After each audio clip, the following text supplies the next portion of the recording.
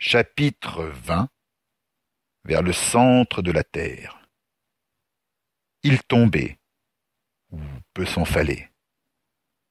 Lucas n'aurait pas su que la courtilière était arrimée à un rail installé le long du tunnel. Il aurait pu croire qu'il tombait en chute libre. Mais ce n'était pas le cas.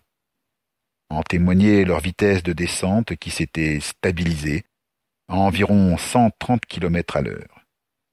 C'était déjà bien suffisant, mais aurait certainement été pire si la machine ne l'avait pas régulé. Ils auraient peut-être même brûlé par le simple frottement de l'air, comme les fusées ou les météorites entrant dans l'atmosphère. Depuis combien de temps descendait-il maintenant? Un peu plus de 4 heures, s'il en jugeait par ce qu'affichait l'écran qui se trouvait devant lui. Ce qui signifiait, si ce que disait Corée était vrai, qu'il parviendrait en Tellucidar dans un peu plus d'une heure. Tellucidar. Malgré tout ce qu'il avait vécu ces dernières heures, et leur présente situation, il avait encore du mal à y croire, et se pinçait régulièrement pour s'assurer qu'il ne rêvait pas. Pourtant, un simple coup d'œil à côté de lui vers elle qui, penchée sur les pupitres, sa blanche chevelure auréolant ses traits d'Amazone aux yeux mauves, surveillait, infatigable, la bonne marche des opérations, aurait dû suffire à le convaincre. Et si même elle, dans sa parure de princesse sino-gréco-amérindienne, n'y suffisait pas, il aurait pu tourner son regard vers le dinosauroïde qui, derrière lui, les couvait de ses yeux de lézard bienveillant dans son crâne allongé. Malgré tout cela, il craignait toujours de se réveiller d'un moment à l'autre dans sa chambre, au milieu de ses soldats de plastique, pour se rendre compte que Corée et son monde n'avaient été qu'une fantasmagorie de son esprit en pleine révolution hormonale. Et cela, il ne le voulait à aucun prix. Pour chasser de sa tête ces noires pensées, il reporta son attention sur les écrans qui avaient remplacé les hublots. Pour constater que le paysage n'y avait guère changé, puisque ne se présentait à lui que l'incandescence orangée du magma qui bouillonnait à quelques mètres seulement de la coque de la courtilière. C'était bien un étrange prodige qui, voici quelques heures, l'avait émerveillé, mais qui, à la longue, avait perdu de sa magie. Pourtant, quel étonnement avait été le leur, une fois passés les 80 premiers kilomètres, quand la température extérieure s'était rapidement élevée et que la roche, de sombre, était devenue de plus en plus rouge, de solide s'était faite pâteuse. Mais ils n'étaient pas au bout de leur surprise, quand ils avaient découvert que le tunnel se poursuivait inchangé et que le magma ne se refermait pas sur eux comme il l'aurait dû. Quelque chose le retenait. Comment avait demandé Patrick, aussi troublé que son neveu. Comment se fait-il que la lave reste où elle se trouve? C'est impossible. Corée avait répondu d'un haussement d'épaule. Je ne sais pas.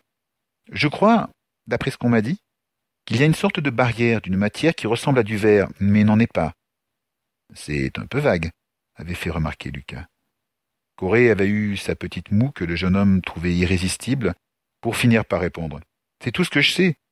Et la Telcorp ne semble pas en savoir tellement plus. Ce n'est pas elle qui a installé ce tunnel? Avait interrogé Charles. Le rail, oui, mais pas le tunnel, du moins, pas dans cette partie, et pas ce tube. Il était là avant. Ils n'ont fait que le découvrir, le dégager, et l'utiliser. Le dégager? D'après ce qu'on m'a dit, il y a des fissures par endroits. Le magma s'infiltre au gré des courants, entre dans le tunnel, se solidifie et forme des bouchons. D'où l'intérêt des courtilières, avait-il compris. Corée avait hoché la tête. Nous allons certainement devoir traverser un de ces bouchons à l'endroit où le tunnel est percé. Il sera plus ou moins gros. C'est ce qui s'est passé à l'aller. Le silence était retombé sur eux. Ils avaient attendu. Encore et encore. Le paysage sur les écrans ne variait guère.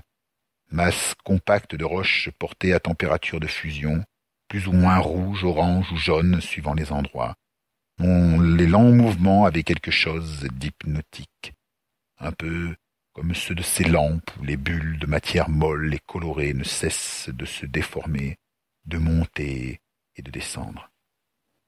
La température dans l'habitacle ne s'élevait pas, Le ronron monotone du moteur les berçait. Jetant un regard derrière lui, Lucas avait constaté que Patrick avait fermé les yeux. En bon militaire qu'il était, il profitait de toute occasion pour reprendre des forces. Kshan, lui, avait gardé les yeux ouverts, mais quelque chose dans son regard, un rien plus trouble, avait soufflé à Lucas que lui aussi s'en était allé au pays des songes. De quoi rêvait-il? Mystère. Charles également, après avoir tenu très longtemps, avait fini par rendre les armes. La tête ballant sur son épaule, il s'était enfoncé dans un sommeil agité. De temps à autre, il se raidissait, des mots, des bribes de phrases ou des plaintes, presque des sanglots fusaient de ses lèvres.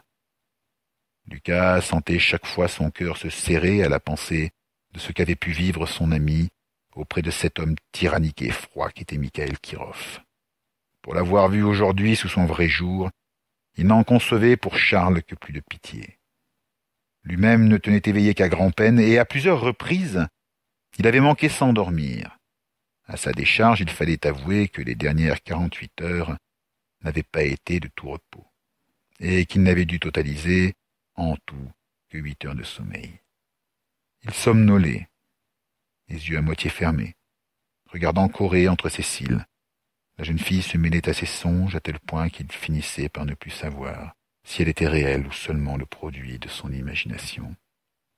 Quand l'alarme avait retenti dans la courtilière, il s'était réveillé en sursaut sans s'être rendu compte qu'il s'était endormi. Corée, qui, elle aussi, paraissait s'être assoupie, fixait l'écran du pupitre de contrôle. « Attention, nous approchons d'un bouchon de magma et de roche », avertit la voix calme et désincarnée de la machine. Corée effleura plusieurs commandes tactiles. Sur le grand écran s'afficha la vision du tunnel à l'avant de la courtilière. Lucas avait senti un frisson le parcourir en découvrant la masse de roches partiellement solidifiée qui obstruait l'excavation. Noire, à peine refroidie, on la devinait encore malléable, se fissurant par endroits pour laisser transparaître le magma rougeoyant. Et il se précipitait droit dessus. Mise en marche des disques de fourrage, les avait informé la voix synthétique. Aussitôt, une sourde trépidation était montée des profondeurs de la courtilière. Lucas, se souvenant des énormes trépans aux dents étincelantes qui hérissaient la gueule de l'extraordinaire engin, n'avait eu aucun mal à imaginer ce qui se passait. Sur l'écran, la masse de lave sombre se ruait vers eux. Dans son dos, il avait entendu la voix de Charles, que l'alarme avait dû tirer du sommeil. « Oh la vache !» Il avait à peine eu le temps de prononcer ces mots qu'un choc sourd agitait la courtilière, alors que, sur l'écran, la masse molle du magma noirâtre occultait tout, puis se fissurait, alors que la machine tremblait et trépidait autour d'eux, se faisait rouge, puis orange. Élévation de la température de la coque, les avait informés une fois encore la machine, et bien que dans la cabine, elle n'ait pas augmenté d'1 degré, Lucas avait senti la sueur perler à son front et à ses tempes à la pensée de ce qui se passait à l'extérieur. Cette masse de roches en fusion qui collait au flanc de la courtilière, la pressait de toutes parts. Il fallait vraiment que la machine soit d'une conception extraordinaire, et les moteurs qui la mettaient en marche d'une puissance inimaginable pour lui permettre de résister et de progresser au sein de cette pâte incandescente. Car il progressait. En témoignait l'indicateur de vitesse qui, sur un côté de l'écran, annonçait 15 km/h. Comme l'insecte qui leur avait servi à la baptiser, la courtilière se frayait un chemin dans la roche en fusion. Alors que sur l'écran, la danse lente et molle du magma se poursuivait, la voix de l'intelligence artificielle du bord s'éleva à nouveau. Température externe 1500 degrés Celsius, en augmentation. Lucas avait senti une nouvelle suée perler à son front. 1500 degrés. Il s'était demandé à quelle température pouvait résister la coque de leur engin, mais avait préféré ne pas poser la question de crainte d'obtenir la réponse. Après tout, Corée et Kshan avaient fait le voyage en sens inverse et les équipes de la Telcorp le faisaient quotidiennement, alors. Il s'était un peu détendu, mais n'avait pu, cette fois, s'endormir à nouveau. Leur périple au sein de la roche en fusion s'était poursuivi plus d'une heure. La température était montée jusqu'à 2000 degrés. Lucas avait deviné à la coloration plus vive, plus claire de la lave qu'il traversait, qu'il devait passer à proximité de la brèche ouverte dans le tunnel, puis avait commencé à décroître. Ils étaient enfin sortis du bouchon et avaient retrouvé l'étrange tube transparent. Les disques avaient encore tourné un moment à vide avant de s'immobiliser. La courtilière avait à nouveau accéléré le long de son rail. Une demi-heure plus tard, un nouveau phénomène avait animé leur monotone périple quand la voix de leur hôtesse virtuelle avait annoncé.